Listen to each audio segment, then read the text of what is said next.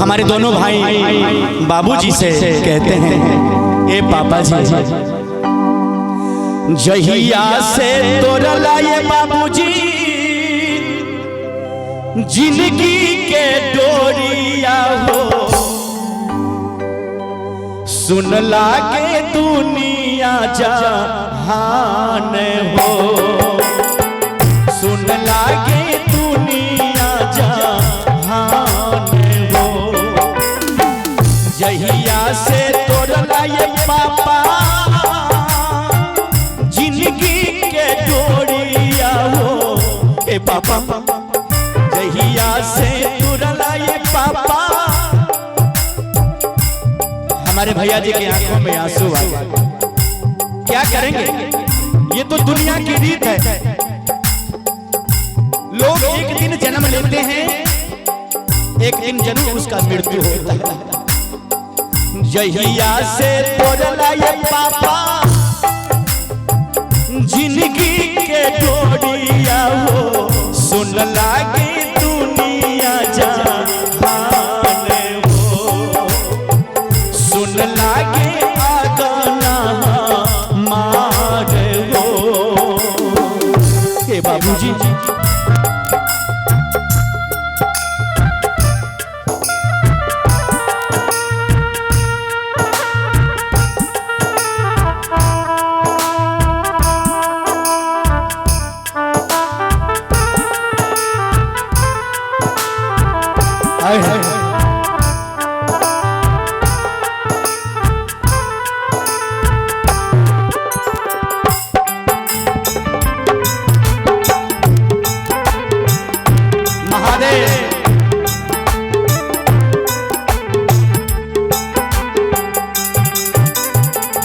हमारे भैया बोल रहे हैं अपने बाबूजी से, मन मांगे लालसा मन में मेरा ही गेले, पूरल ना सपना मार हो।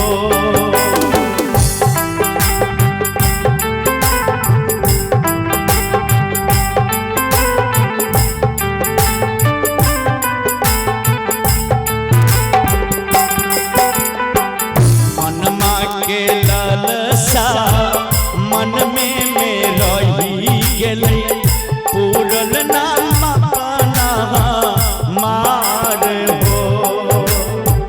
कुह के करे जा दिल में लगल बाटी धरुआ हो, नैया फसल मुझे धार हो, सुन लागे दुनिया जहान हो। बाबूजी, हमरा छोड़ के कहाँ चल गेला बाबूजी? बाबूजी,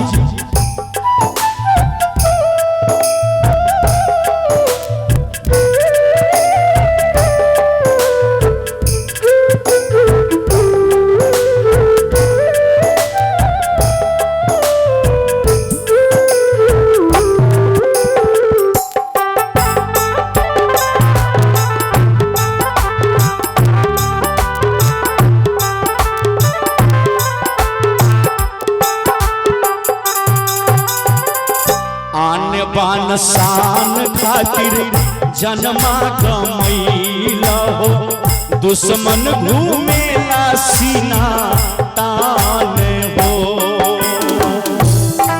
बाबूजी,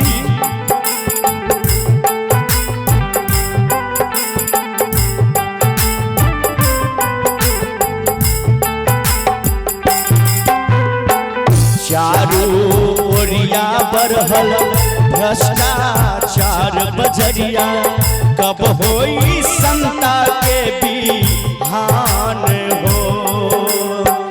ललन भोजपुरी शंभू करे गुण गाना हो, बदली में कब तक रहे जान हो, सुन लागे अगना दालान हो। जहिया से तोरला ये बाबूजी, हे बाबूजी, जिंदगी के डोरिया हो। जहिया से तोरला ये बाबूजी जिंदगी के डोरिया हो।